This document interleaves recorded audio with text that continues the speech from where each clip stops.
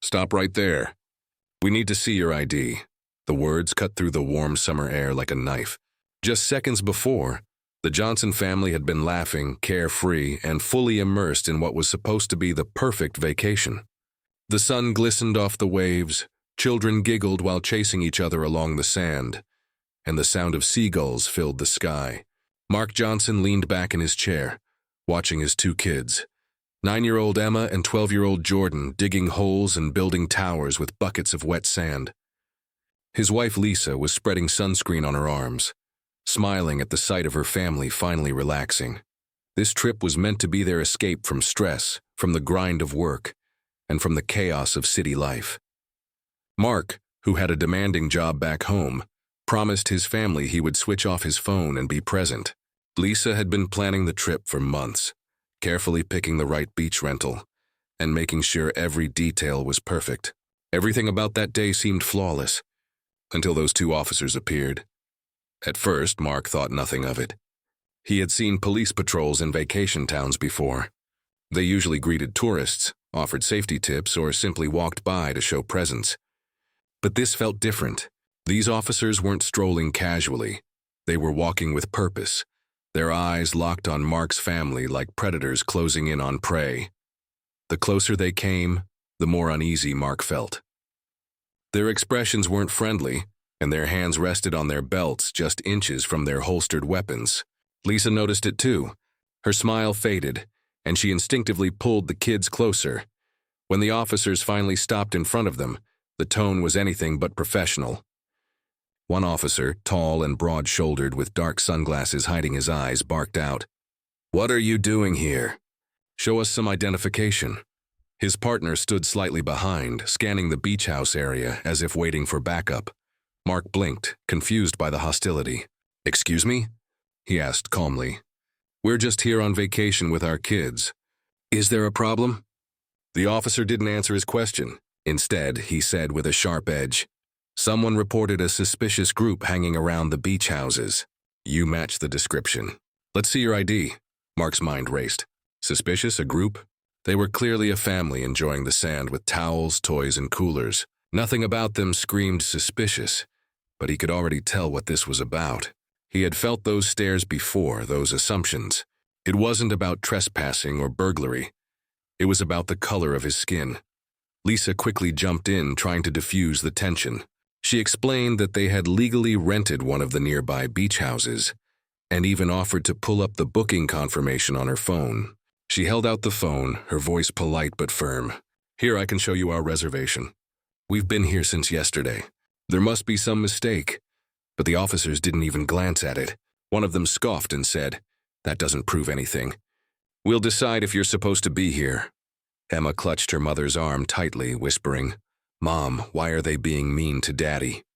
Jordan, a little older, looked both scared and angry, staring at the officers like he wanted to say something but didn't dare. Mark stood up slowly, not wanting to escalate things in front of his children. He kept his hands visible and repeated calmly, "Look, we're here on vacation. We haven't done anything wrong. There's no need for this." The taller officer smirked, clearly enjoying the power he held in that moment. "Then you won't mind cooperating. Hands where I can see them." Tourists nearby started to notice. A few stopped walking, whispering to each other. Some pulled out their phones, sensing something was about to happen. The scene that was once filled with laughter and sunshine now carried heavy tension. Mark's blood boiled, but he forced himself to remain calm. He knew his kids were watching. He knew Lisa was terrified, and most of all, he knew exactly what was happening. Racial profiling at its ugliest. He could feel the eyes of strangers on him, some sympathetic, others curious. But none of them truly knew what it felt like to be treated as a criminal in front of your family, in a place where you had every right to be. For Mark, this was more than an insult. It was a humiliation that cut deep. He had worked hard all his life, built a career, provided for his family, and yet here he was, treated like a trespasser for no reason other than the color of his skin. The vacation that was supposed to bring joy and relaxation was quickly unraveling into something dark and unforgettable. And in that moment, As the officers tightened their grip on authority, Mark realized his family's nightmare had only just begun. The children froze, their playful energy instantly replaced with fear as they saw their father being treated like a criminal. The sound of crashing waves and laughing tourists faded into the background. All they could focus on was the sharp, commanding voices of the officers. One officer pointed toward Mark and ordered him to stand, his voice booming across the beach. The other kept his hand resting near his holster, his eyes locked on Mark as if expecting him to resist. Lisa's heart pounded in her chest. She tried to reason with them again, her voice trembling but determined. "Please, this is a mistake. We've done nothing wrong. Look at our things, towels, toys, food. We're just a family enjoying the day." But her words seemed to bounce off deaf ears. The officers had already decided who they thought Mark was, and nothing she said mattered. Mark rose slowly, careful not to make any sudden movements. He kept his hands visible, fingers spread wide to show he posed no threat. His children's eyes followed every move, confusion painted across their faces. Emma, on the verge of tears, whispered, "Daddy, are they going to take you away?" Jordan clenched his fists, fighting back anger he didn't know how to express. The taller officer stepped forward and shoved Mark lightly in the chest, testing him. "Hands behind your back," he barked. Mark stared at him, his jaw tight. He wanted to resist, to demand answers, but one look at his children stopped him. He knew that the moment he showed defiance, even in the slightest way, the situation could escalate. And he couldn't risk that, not with his family right there. Lisa raised her voice, her tone breaking into desperation. "You can't do this in front of our kids. He hasn't done anything." She reached for her phone, waving it toward the officers. "I have the booking confirmation. We're supposed to be here." Instead of checking, one officer snapped, "Ma'am, stay back. Don't interfere or we'll take you in too." The threat was cold, real, and enough to silence her for a moment. She clutched Emma's shoulders, pulling her close while Jordan stood in front of them, as if trying to protect his mom and sister. All around them, people began recording. Phones were raised, lenses pointed directly at the scene unfolding on the sand. Some whispered in disbelief, others muttered angrily under their breath. A few shouted things like, "Leave him alone," and "They're just a family." But the officers ignored the crowd. Their focus was on Mark, the man they had already labeled guilty in their minds. The click of the handcuffs echoed louder than the waves. Cold steel tightened around Mark's wrists as Emma screamed and burst into tears. Jordan shouted, "He didn't do anything!" But his voice cracked under the weight of fear. Lisa's eyes filled with tears, but she bit her lip, determined not to break down in front of the officers. Mark closed his eyes for a brief second, taking a deep breath. Inside, anger burned like fire. Every muscle in his body wanted to fight back, to push the officers away, to demand justice on the spot. But he couldn't. He knew that if he resisted, things could spiral out of control, and the consequences could be deadly. Instead, he focused on his children, trying to stay calm for them, even though he was being humiliated in front of everyone. The officers radioed for backup, their voices flat and official. Within minutes, a patrol car pulled up along the beach access road, its siren briefly wailing before cutting off.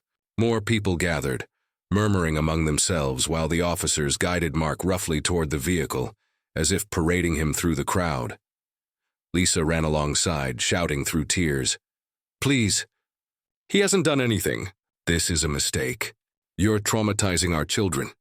She tried to film, her hands shaking so badly the video blurred, but she kept the camera pointed anyway. The truth had to be recorded.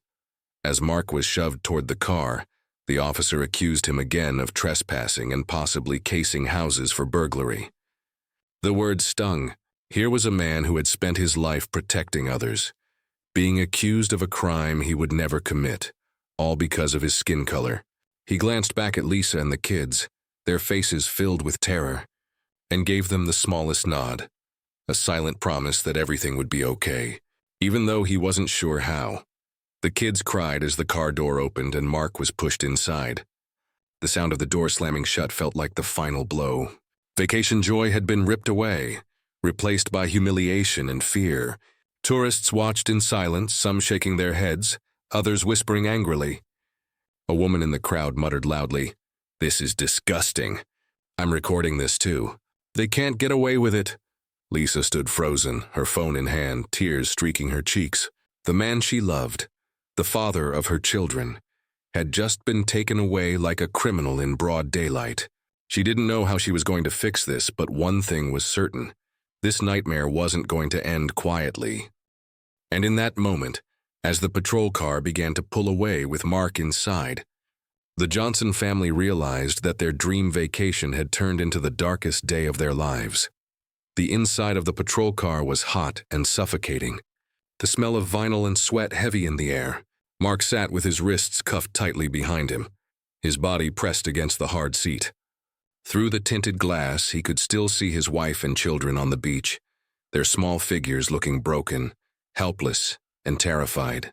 That image cut deeper than the cuffs ever could. His family had come here for joy, for laughter, for peace, and instead, they were being torn apart in front of strangers. One of the officers slammed the door shut and circled to the driver's side. The other climbed in next to Mark, his expression smug and confident, as if he had just captured a dangerous criminal. Mark clenched his jaw and sat in silence, the rage bubbling inside him. He had endured insults before. He had dealt with discrimination before, but this was different. This wasn't just about him. This was about his children watching their father being treated like a thief in broad daylight. The car started to roll forward, the tires crunching over gravel as they pulled away from the beach. The taller officer in the front glanced at Mark through the rearview mirror and sneered. "You know you people don't learn. You come into neighborhoods like this thinking you can do whatever you want. Not on our watch." His partner chuckled, clearly enjoying the humiliation. Mark took a deep breath, forcing himself to stay calm. He had trained for situations like this, though never had he expected to be the target himself. His voice was steady when he finally spoke. "You need to check my wallet. There's something inside you'll want to see." The officer next to him scoffed. "Yeah, sure. Let me guess, you're the mayor, the president, maybe even the Pope?" He laughed, shaking his head. "Save it, you're going downtown. You'll explain yourself there." Mark leaned forward as much as the cuffs allowed, his eyes sharp. "I'm not joking. In my wallet, you'll find my credentials. I'm a federal agent with the FBI. Badge and ID. Check it now before you make this worse for yourselves." The laughter in the car died instantly. For a moment, there was silence, the only sound the steady hum of the engine. The officer in the passenger seat narrowed his eyes, uncertain whether to believe him. "FBI, huh?" he said, his tone suddenly less sure. "Yes," Mark replied firmly. "Special Agent Mark Johnson. Open the wallet. Look for yourself." The officer in the back hesitated, then reached into Mark's pocket and pulled out the leather wallet. He flipped it open, expecting to find nothing but credit cards and maybe a driver's license. But what he saw made his face pale. Inside was the unmistakable gold FBI badge, gleaming under the sunlight that filtered through the window, alongside Mark's official identification card. His hands froze. His partner in the front seat caught the look on his face and demanded, "Well?" "What is it?" The officer swallowed hard, his voice shaky. He's telling the truth. He's FBI." The driver slammed the brakes, the car jerking to a sudden stop on the side of the road. For a few seconds, no one spoke.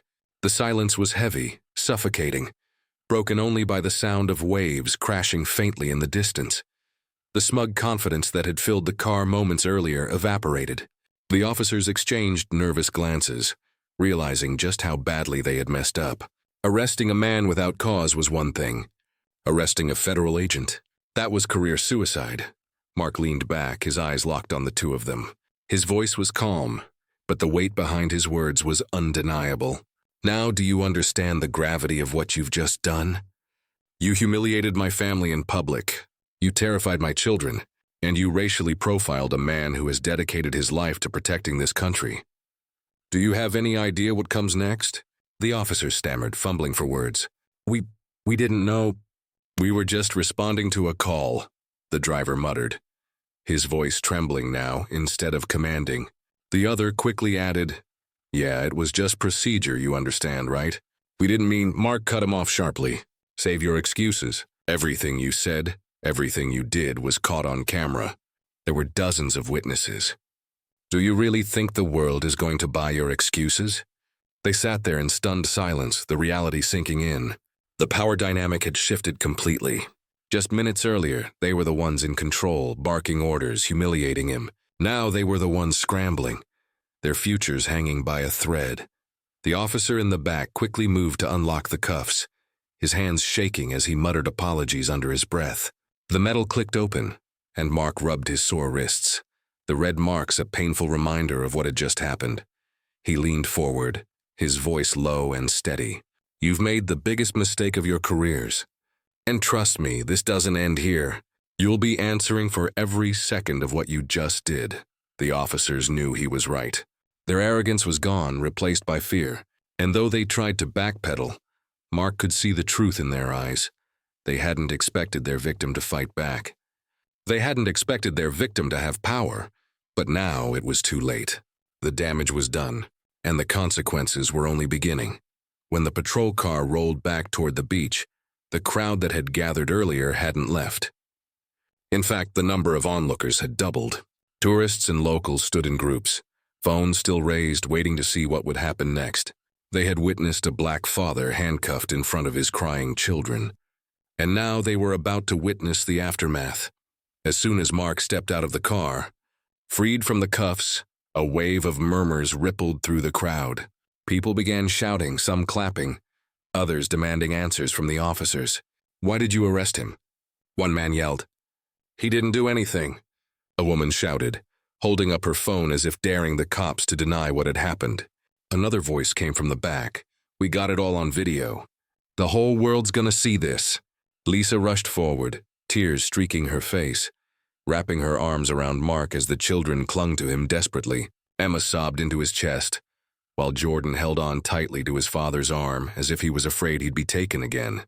Mark hugged them back, his expression steady, but his eyes were filled with fire. He wasn't going to let this slide. The two officers, once confident and aggressive, now stood stiff and uneasy, their faces pale. Their voices cracked as they tried to explain themselves to the restless crowd.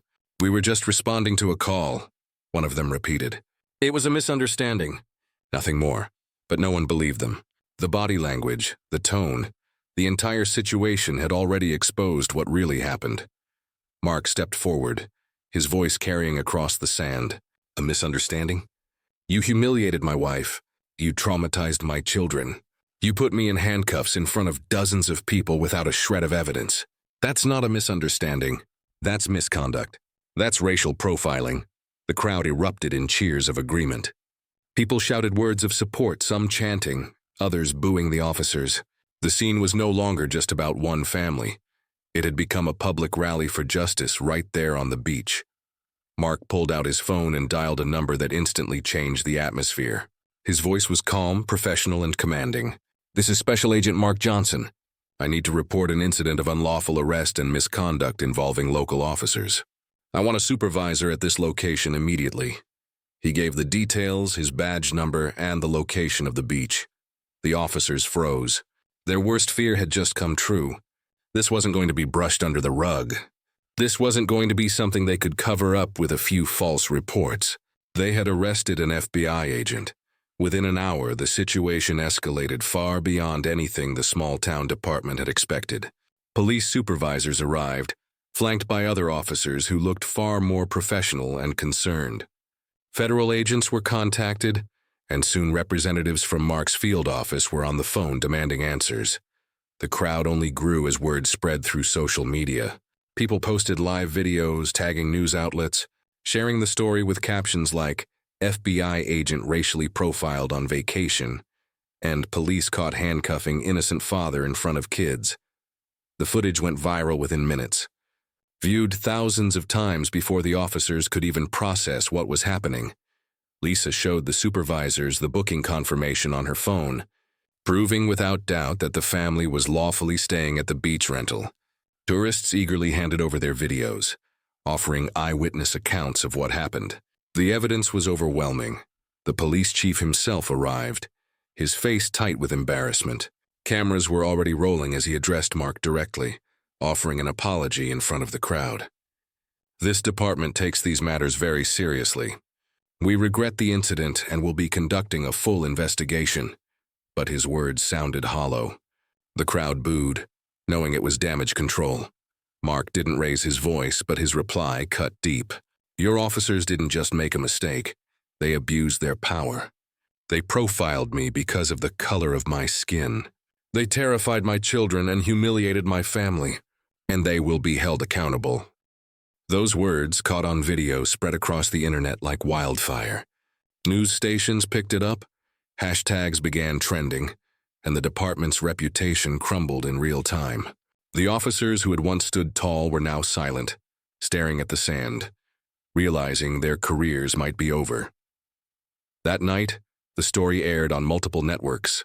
Clips of Mark's calm revelation, showing his FBI badge after being handcuffed, became the focal point of every broadcast. Commentators called it a clear case of racial bias, a blatant abuse of power, and a reminder that discrimination was still alive in places people least expected it. The police department faced lawsuits almost immediately. Civil rights groups reached out to the Johnson family, offering support. The officers were suspended pending investigation, but the court of public opinion had already reached its verdict. They were guilty, not just of arresting an innocent man, but of exposing the ugliness of prejudice in a place where families came for joy and relaxation. For Mark, it wasn't about revenge.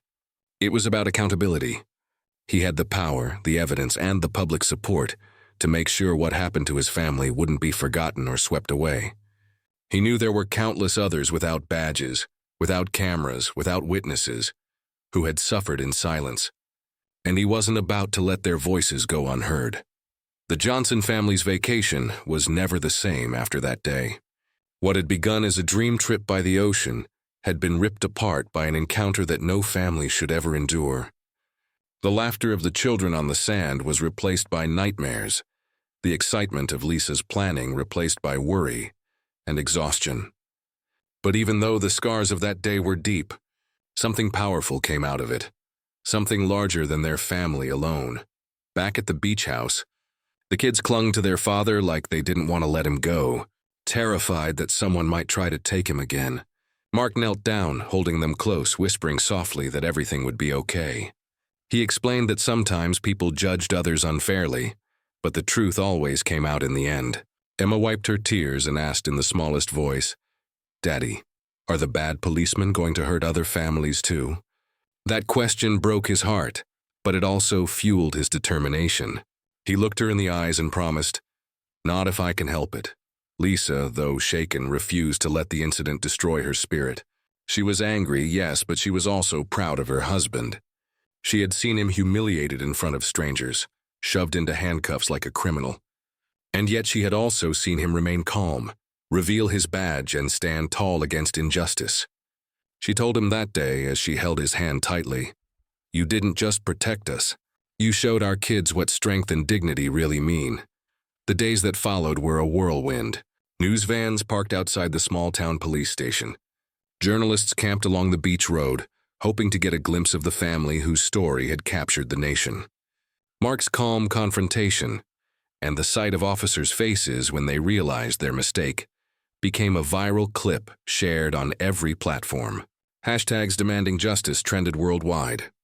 Civil rights advocates praised Mark for exposing the problem so clearly, while everyday people left comments and messages of support for the family. But not everyone was supportive. The police union released statements defending the officers, insisting they were following protocol. Some commentators tried to spin the story, suggesting that maybe the officers were just overcautious. But those excuses fell flat against the mountain of video evidence, the testimony of bystanders, and most importantly, Mark's own credibility as an FBI agent. Mark didn't let the noise distract him. Instead, he focused on the bigger picture. He spoke at press conferences, not just about what happened to him, but about the countless others who faced the same kind of discrimination without cameras or badges to protect them. "If this could happen to me," he told one reporter, "an FBI agent with resources, training, and a badge, then think about what happens to people without any of that. People who get profiled, humiliated, and arrested with no one to believe them. That's why this matters. This isn't just my story. This is about justice for everyone." Lisa and the kids stood by his side during those appearances, a living reminder of the human cost of prejudice. Their presence spoke louder than words. This wasn't just about one man and two officers. It was about families, about children, about ordinary people who deserved safety and respect, not suspicion and fear. The officers involved were suspended indefinitely, facing both internal investigations and possible lawsuits. The police chief issued multiple apologies, but the community had lost faith. For years, residents had whispered about racial profiling in their town, and now they had undeniable proof. Protests began outside the station, demanding reform, demanding better training, and demanding accountability. For the Johnsons, the vacation was ruined, but in its place, something else grew, a sense of purpose. Mark knew he couldn't erase what his children had seen, but he could show them that standing up for what's right mattered more than anything. He became a voice not just for his family, but for all those who had been silenced. The incident turned into a movement that spread far beyond the beach where it began. In quiet moments, when the cameras were gone and the noise of the world faded, Mark sat with his children and reminded them of one simple truth, that no matter how unfair the world could be, they should never let hate define them. We fight hate with truth, we fight prejudice with courage, and we never ever give up. The Johnson family had come for sunshine, for laughter, for peace by the ocean. What they got instead was a painful reminder of the world's flaws. But they left with something stronger than any vacation could have given them. A story that sparked change, a lesson in resilience, and proof that even in the face of humiliation, dignity and justice can rise. And as for the officers who thought they could treat a family as criminals just because of the color of their skin, they would forever be remembered, not as men in power, but as the faces of disgrace, reminders that no one, not even those who wear a badge, is above accountability.